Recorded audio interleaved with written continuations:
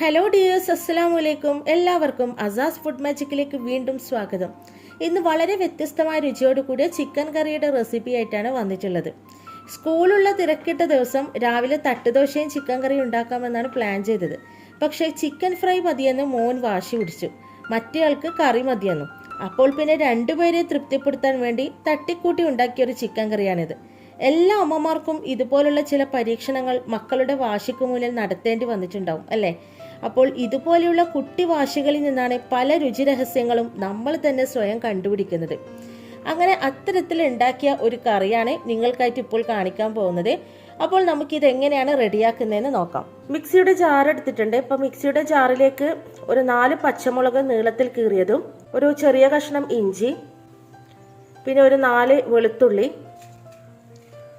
പിന്നെ ഒരു 3 വറ്റൽമുളക്, പെരുംജീരകം, ചെറിയ ജീരകം, കുറച്ച് കറിവേപ്പിലയും കൂടി നമ്മൾ ഇതിലേക്ക് ചേർത്ത് കൊടുത്തിട്ടുണ്ട്.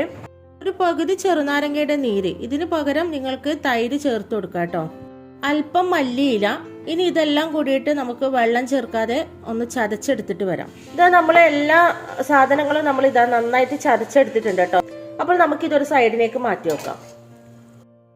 ഇവിടെ 1/2 കിലോ ചിക്കൻ വെച്ചാണ് കറി ഉണ്ടാക്കുന്നത്.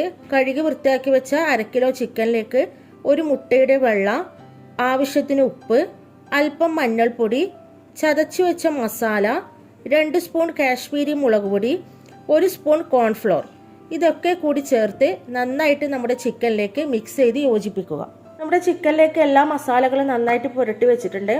ഇത് നമുക്ക് വേണമെങ്കിൽ ഒരു അരമണിക്കൂറൊക്കെ റെസ്റ്റ് ചെയ്യാനായിട്ട് മാറ്റി വെക്കാം.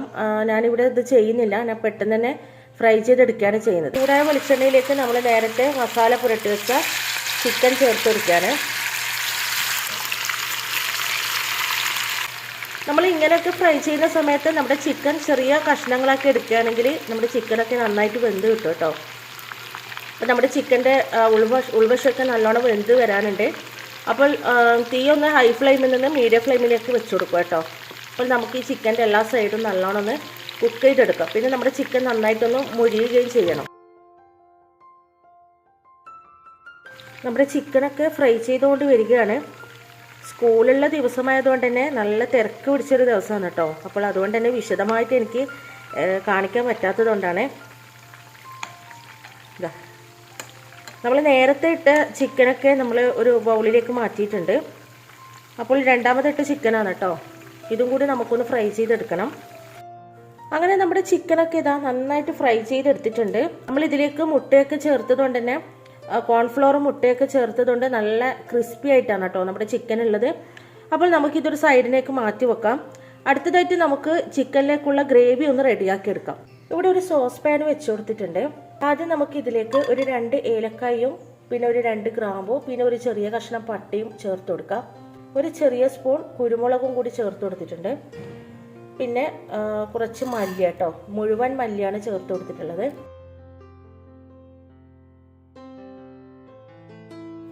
അങ്ങനെ നമ്മൾ റോസ്റ്റ് ചെയ്തെടുത്ത മല്ലിയും ഏലക്കായും ഒക്കെ നമ്മൾ മിക്സിയുടെ ജാറിലേക്ക് ഇട്ട് കൊടുത്തിട്ടുണ്ട്. ഇനി നമുക്കിതൊന്ന് നന്നായിട്ടൊന്ന് പൊടിച്ചെടുത്തിട്ട് വരാം.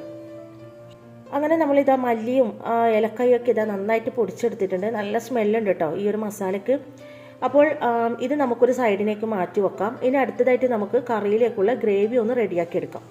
ചിക്കൻ്റെ അളവ് വളരെ കുറച്ചായതുകൊണ്ടാണ് ഞാൻ ഇത്രയും അളവിൽ ഞാൻ റോസ്റ്റ് ചെയ്തെടുത്തത് കേട്ടോ. അപ്പോൾ നിങ്ങൾ എത്രയാണോ ചിക്കൻ എടുക്കുന്നത് അതിനനുസരിച്ചിട്ട് മല്ലിയും ഏലക്കായും ഒക്കെ കൂടുതൽ ചേർത്ത് കൊടുക്കുക. പിന്നെ മസാല അധികം കുത്തലുണ്ടാകുമ്പോൾ നമ്മുടെ കറീൻ്റെ ടേസ്റ്റ് മാറും കേട്ടോ. അപ്പോൾ അത് പ്രത്യേകം ശ്രദ്ധിക്കുക. ഇതാ നമ്മൾ കുക്കറിലേക്ക് നമ്മുടെ ചിക്കൻ ഫ്രൈ ചെയ്ത ഒരു വെളിച്ചെണ്ണയിൽ നിന്ന് അല്പം വെളിച്ചെണ്ണ ഇതിലേക്ക് ഒഴിച്ചു കൊടുത്തിട്ടുണ്ട് കേട്ടോ. നമ്മുടെ സവോളയൊക്കെ ഒന്ന് വഴറ്റാനുണ്ട്. അപ്പോൾ നമ്മൾ നേരത്തെ കട്ട് ചെയ്ത് വെച്ച സവോള നമ്മൾ ഇതിലേക്ക് ചേർത്ത് കൊടുക്കുകയാണ്. സവോളയ്ക്ക് അത്യാവശ്യം നല്ല വേവുണ്ടാവും കേട്ടോ. അപ്പോൾ നമ്മൾ ആദ്യം സവോള നന്നായിട്ട് വഴറ്റിയെടുക്കുക.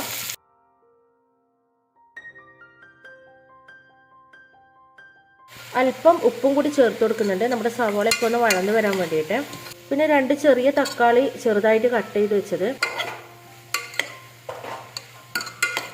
അല്പം കറിവേപ്പില, ഒരു 2 സ്പൂണ് സാദാ മുളക് പൊടിയാണ് കേട്ടോ.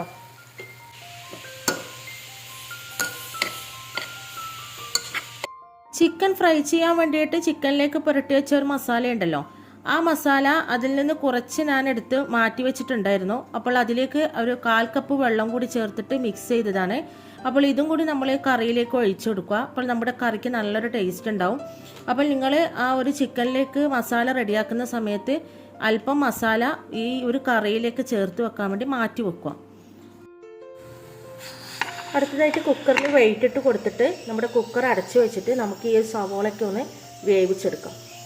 5 മിനിറ്റോളം നമ്മൾ സവാള കുക്കറിൽ വേവിച്ചിട്ടുണ്ടായിരുന്നു. ഇതാ നമ്മുടെ സവാള നന്നായിട്ട് വെന്ത് കുഴഞ്ഞ് പരുവത്തിലായിട്ടുണ്ട്. ഈ ഒരു രീതിക്കാണ് നമ്മുടെ സവാള നമ്മുടെ കറിയിലേക്ക് ഉണ്ടാവേണ്ടത് കേട്ടോ. അടുത്തതായിട്ട് നമ്മൾ സവാളയിലേക്ക് നേരത്തെ ഫ്രൈ ചെയ്ത് വെച്ച ചിക്കനും പിന്നെ നമ്മൾ നേരത്തെ റെഡിയാക്കി വെച്ച ഒരു മസാലപ്പൊടി ഉണ്ടല്ലോ അതും നമ്മൾ ചേർത്ത് കൊടുക്കുകയാണ്. നമ്മുടെ സവോളയിലേക്ക് ചിക്കനും മസാലപ്പൊടിയും നന്നായിട്ട് മിക്സ് ചെയ്ത് കൊടുക്കുക. അടുത്തതായിട്ട് നമുക്ക് ഗ്രേവിക്ക് ആവശ്യമായിട്ടുള്ള വെള്ളം കൂടി ഇതിലേക്ക് ഒഴിച്ചു കൊടുക്കാം. വെള്ളം ഒഴിക്കുമ്പോൾ ശ്രദ്ധിക്കേണ്ടത് നമ്മൾ ഇതിൽ ഈ ഒരു സവോളയും ചിക്കനൊക്കെ നന്നായിട്ട് കുക്ക് ചെയ്തെടുത്തത് കൊണ്ട് തന്നെ നമ്മൾ ഇതിലേക്ക് പച്ചവെള്ളം ഒഴിക്കാൻ പാടില്ല. തിളപ്പിച്ച വെള്ളമാണ് കേട്ടോ ഇതിലേക്ക് ഒഴിക്കേണ്ടത്. നന്നായിട്ട് തിളച്ച് വരുന്നുണ്ട്. അപ്പോൾ ഈ സമയം കറിയിലേക്ക് ചെറുതായിട്ട് കട്ട് ചെയ്ത മല്ലിയിലയും കൂടി ചേർക്കുക. പിന്നെ ഉപ്പൊക്കെ നോക്കിയിട്ട് ഉപ്പ് കുറവുണ്ടെങ്കിൽ അല്പം ഉപ്പൊക്കെ ചേർത്ത് കൊടുക്കുക. അല്പം പുളിയുടെ കുറവുണ്ടായിരുന്നു. അപ്പോൾ ഇതിലേക്ക് ഒരു ചെറിയ സ്പൂൺ പുളിനാരങ്ങയുടെ നീരും കൂടി ചേർത്ത് കൊടുത്തിട്ടുണ്ട്. അപ്പോൾ നമ്മുടെ കറി ഇവിടെ റെഡി ആയിട്ടുണ്ട്. നമുക്കിത് സെർവിങ് ഡിഷിലേക്ക് മാറ്റാം. പിന്നെ ഈ ഒരു കറിയെക്കുറിച്ച് എനിക്ക് ഒറ്റ വാക്കേ നിങ്ങളോട് പറയാനുള്ളൂ. പണ്ടേതോ ഒരു സിനിമയിൽ സലീം കുമാർ പറഞ്ഞതുപോലെ കാണാൻ ലുക്കില്ലെങ്കിലും ഈ ഒരു കറിയുടെ ടേസ്റ്റ് വേറെ ലെവലാണ്. അപ്പോൾ എല്ലാവരും ഒന്ന് ഉണ്ടാക്കി നോക്കണം. എല്ലാവർക്കും തീർച്ചയായിട്ടും ഇഷ്ടപ്പെടും.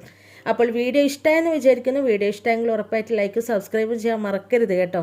അപ്പോൾ ഇൻഷാ അല്ലാഹ് ഇതുപോലുള്ള നല്ല റെസിപ്പീസായിട്ട് വീണ്ടും കാണാം. അതുവരെ എല്ലാവർക്കും നമസ്കാരം.